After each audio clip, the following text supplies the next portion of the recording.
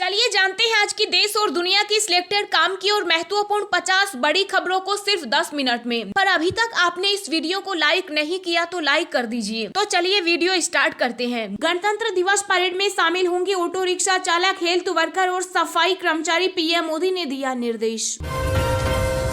गणतंत्र दिवस पर हवाई हमले की आशंका, दिल्ली में ड्रोन सहित कई चीजों के उड़ाने पर लगी पाबंदी। चीन ने फिर चली नापाक चाल, पेंगोंग झील के पास अवैध पुल बना रहा ड्रैगन सैटेलाइट, तस्वीरों से हुआ खुलासा। लगातार खांसी है तो टीबी की जांच कराएं, कोरोना के इलाज को लेकर सरकार ने जारी की नई गाइडलाइन।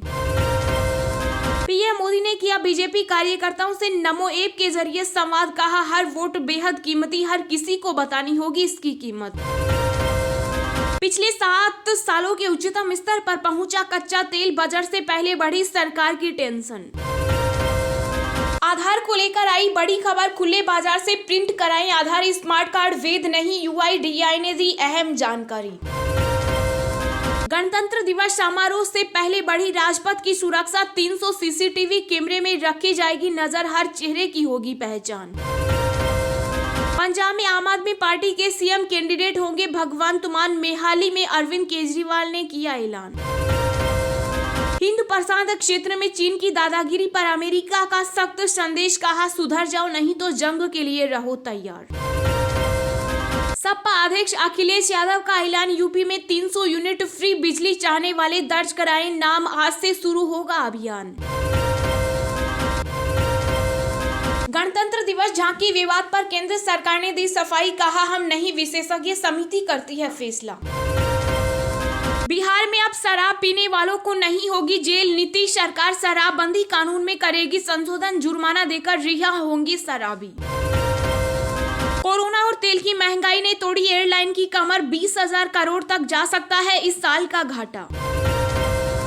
भाजपा प्रवक्ता संबित पात्रा ने सपा कांग्रेस पर बोला हमला, कहा दोनों पार्टियों में हिंदुओं के खिलाफ बोलने वालों को समर्थन देने की लगी है होड़। कांग्रेस महासचिव प्रियंका गांधी का फेसबुक पर कार्यकर्ताओं से संवाद, बोली संघर्षरत महिलाओं को हमने दिया टिकट। भारत में 23 जनवरी को आएगा कोरोना की तीसरी लहर का पीक, आईआईटी कानपुर के प्रोफेसर ने की भविष्यवाणी। गृह मंत्री राजनाथ सिंह ने दिया ममता के पत्र का जवाब, कहा गणतंत्र दिवस परेड के लिए पारदर्शिता से हुआ झांकियों का चयन। बीजेपी नेता रीता बहुगुणा जोशी का बयान, मेरे बेटे को मिलना चाहिए टिकट, में सांसद पद से इस्तीफा देने को तैयार। कोरोना के दैनिक मामलों में आई गिरावट, बीते 24 घंटों में 2,38,000 केस आए सामने, ओमिक्रॉन वेरिएंट के कुल मामले 9,000 के पार। एंट्रिक्स देवो सौदे को लेकर वित्त मंत्री का कांग्रेस पर निशाना, कहा यूपीए ने संसाधनों का सिर्फ दुरुपयोग किया। सीएम कैंडिडेट बनते ही बोले भगवंत मान, पंजाब में बेरोजगारी बड़ा मुद्दा, डिप्रेशन में जा चुका है युवा, हम करेंगे ठीक। कानपुर में फिर सामने आया ब्लैक फंगस का मरीज, आंख और नाक हुए प्रभावित। अखिलेश के अन्न संकल्प के बाद बीकेयू अध्यक्ष का यू टर्न, फिर से किया सपा रालोद गठबंधन के समर्थन का ऐलान। मध्य प्रदेश में भाजपा ने बनाया संगठन ऐप, मोबाइल पर उपलब्ध होगा 65,000 बूथों का डाटा। यूपी में निर्वाचन आयोग ने लगाई सरकार के फैसले पर मुहर, विधानसभा चुनाव में नहीं लगेगी शिक्षा मंत्री और आंगनबाड़ी कार्यकर्ताओं की ड्यूटी।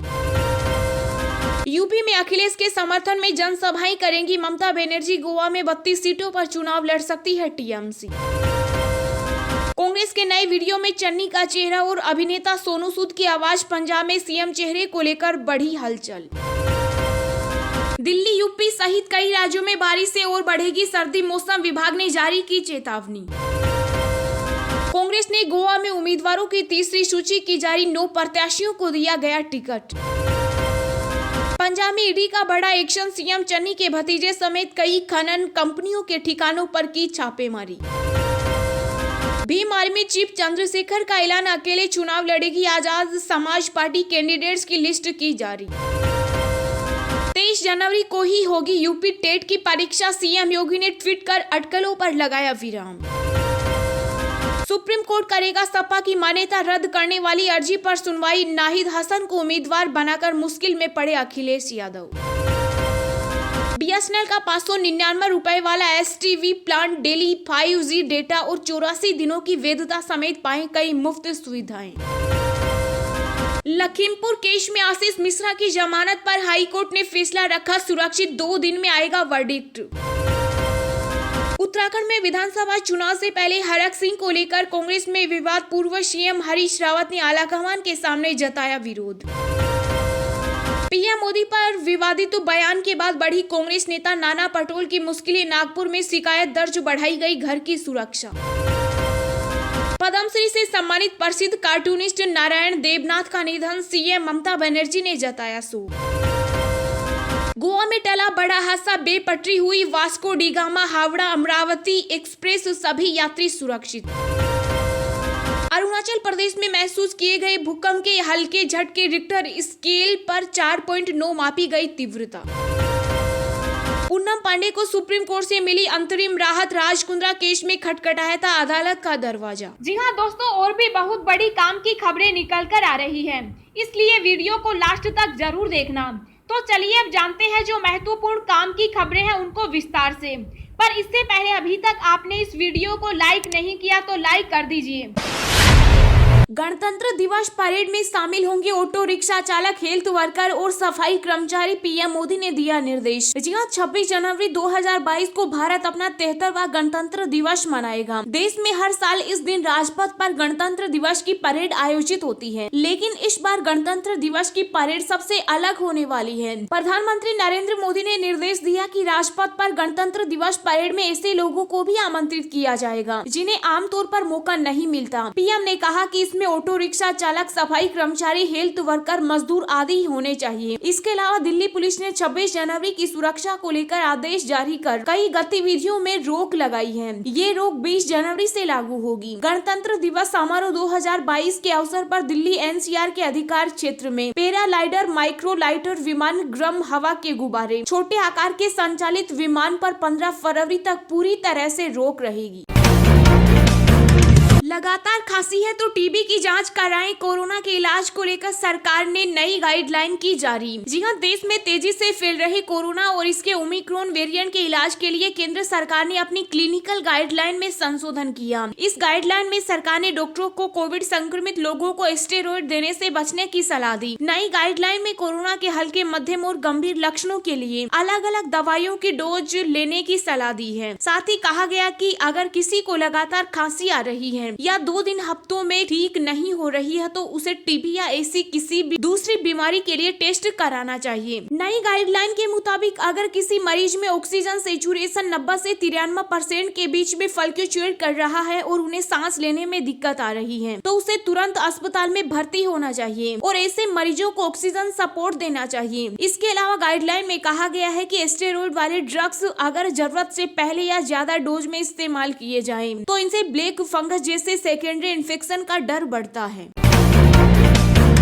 आधार को लेकर आई बड़ी खबर, खुले बाजार से प्रिंट कराएं आधार स्मार्ट कार्ड, वैध नहीं, यूआईडीएआई ने दी अहम जानकारी। जी हां, आधार जारी करने वाली सरकारी एजेंसी यूआईडीएआई ने खुले बाजार से प्रिंट कराए प्लास्टिक कार्ड में सुरक्षा फीचर की कमी का हवाला देते हुए इसे बनवाने से बचने की सलाह दी। आधार कार्ड को लेकर यूआईडीएआई ने एक अहम जानकारी दी। यूआईडीएआई ने कहा कि खुले बाजार से पीवीसी आधार कॉपी के इस्तेमाल की सलाह नहीं दी जाती है। ऐसे पीवीसी कार्ड में किसी तरह के सुरक्षा के इंतजाम या सिक्योरिटी फीचर नहीं होते, इसलिए बाजार से प्रिंट कराए पीवीसी आधार कॉपी बनवाने से परहेज करना चाहिए। यूआईडीएआई ने एक ट्वीट में कहा कि पीवीसी आधार कार्ड चाहिए तो 50 रुपए देकर आधार की सरकारी एजेंसी से ऑर्डर कर सकते हैं। यूआईडीएआई ने एक ट्वीट में कहा कि पीवीसी कार्ड या प्लास्टिक कार्ड या आधार स्मार्ट कार्ड खुले बाजार से बनवाते हैं तो वह मान्य नहीं होगा, उसे आधार से जुड़े किसी भी काम में उपयोग किया जा सकता है।